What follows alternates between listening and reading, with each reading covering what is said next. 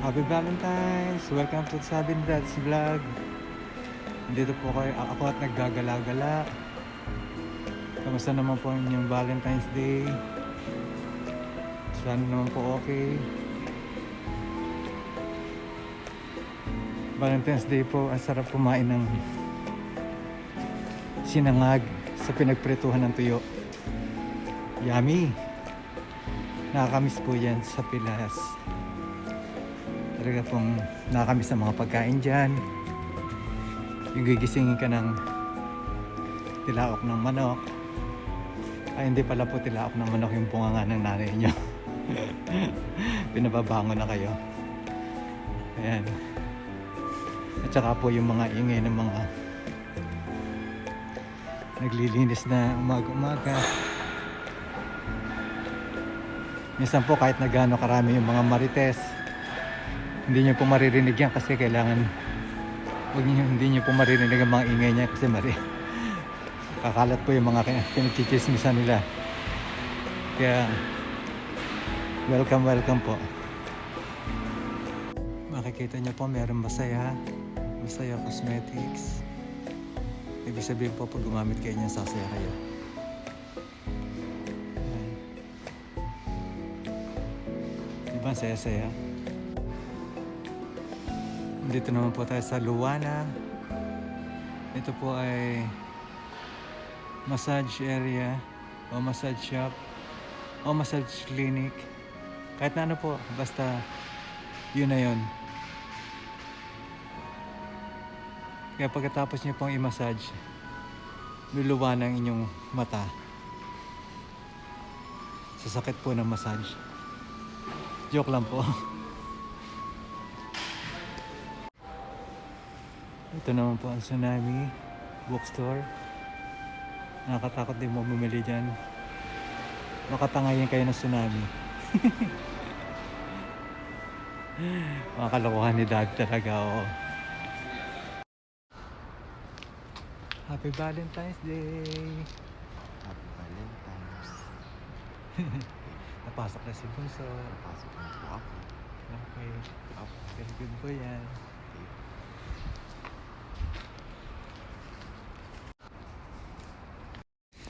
Dito na po ako at tapos na po ako pumunta ng clinic. Pauwi na po ako. Ang pag-uusapan po natin ngayon dito kung paano dinaraos ang mga Valentine's Day sa Japan. Actually wala pong masyadong celebration o yung mga simpleng pagbibigay lamang ng chocolate at saka yung mga ano pa yung mga nagtatrabaho sa gabi. Sila po yung naghahanda para magbigay ng chocolate sa mga parokyano. Bakit nagbibigay ng chocolate sa mga parokyano? Kasi po ang mga lalaki po rito pag Valentine's Day, sila po yung binibigyan ng chocolate o regalo na galing sa mga babae. Yun po yung mga bagay na idinaraos dito tuwing February 14. Hindi po kamot Valentine's Day lalaki na lang lagi magbibigay. Ang binibigyan po talaga dito ay lalaki. Ngayon po yung mga babae, lalo na yung mga nagtatrabaho sa gabi, meron po silang binibili mga tsokolate at meron po silang inihahanda para sa mga parokyano. Siyempre po naman pag meron silang mga ibinibigay, kailangan ng parokyano pumunta sa club o bar o yung tinatawag natin umise. Wise, diba? Ganun po yung mga ginagawa rito pag Valentine's Day. Kaya hindi po masyadong pagkatapos pong bigyan o pagkatapos po na maidaas ang Valentine's Day, okay na po yun. Dahil ang busy po rito kahit sa Pilipinas ay ang mga motel, kumpara lang po sa mga Pilipino na kahit sino po ay nagbibigay ng mga chocolates, flowers at iba pa regalo. Yun po yung mga kaibahan. Ngayon po, ang mga babae naman ay binibigyan pag March 14 po. Ito yung tinatawag na White Day.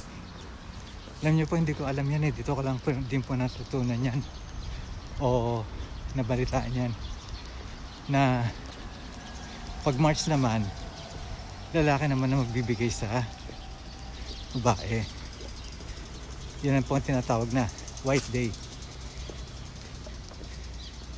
Siyempre po, mas galante ang mga lalaki, siyempre.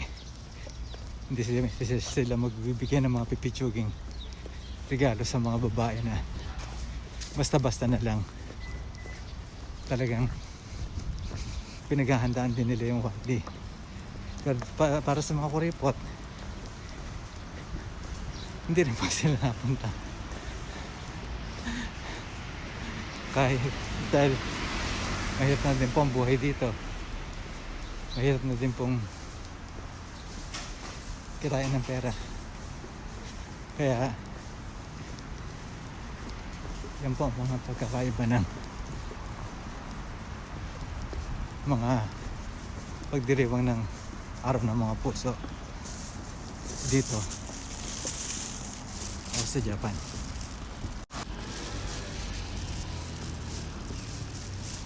Wala namang pumasama sa pagdiriwang ng Valentine's Day. Kaya lang, ito po ay sinasabi nilang araw ng mga puso. Ngayon, kailangan po natin na mahalin ang ating mga magulang, padama natin sa ating mga anak ang pagmamahal, dahil yan po ang tunay na simbolo ng araw ng mga puso. Hindi lamang po sa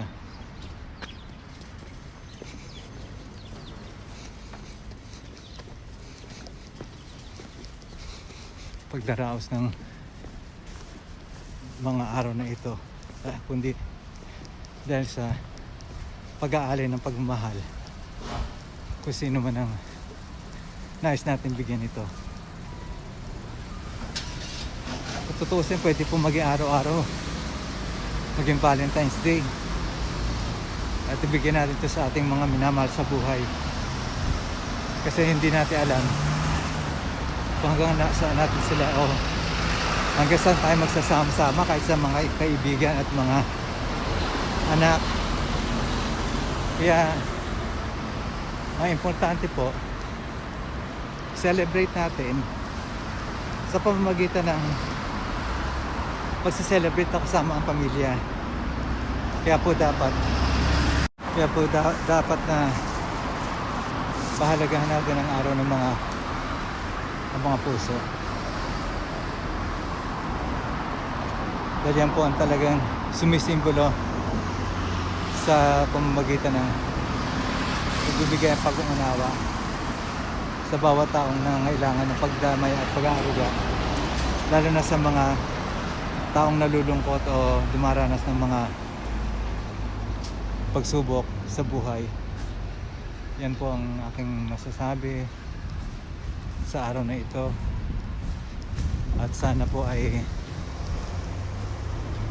lagi nating iisipin na ang pagmamahal o ang pagbibigyan ng isang pagmamahal ay hindi lamang maidara sa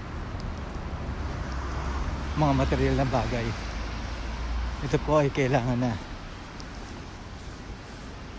binibigay ng walang kapalit. At yan po, mga kaibigan, tatawid na po ako at sana nasa mabuti kang kalagayan, at sana po ay pagpalaan kayo ng Diyos walang anumang sakit o karamdaman. Maging maayos po sana ang buhay. Yan po ang kailangan natin, maging malusog.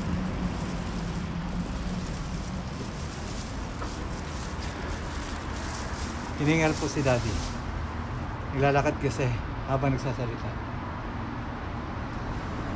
Malapit na po ako sa bahay. Konti na lang po. Makikita nyo po na andito ako sa bus stop.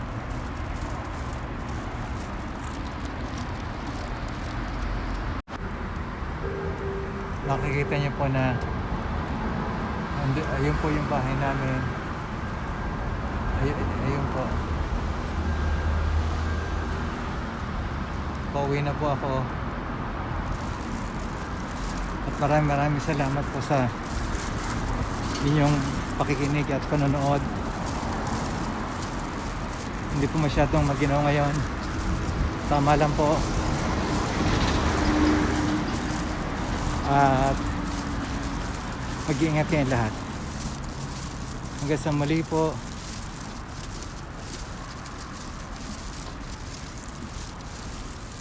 Natin pagkikita. Bye bye. Maraming salamat po. Bye bye sa inyo lahat. Mag-iingat kayo.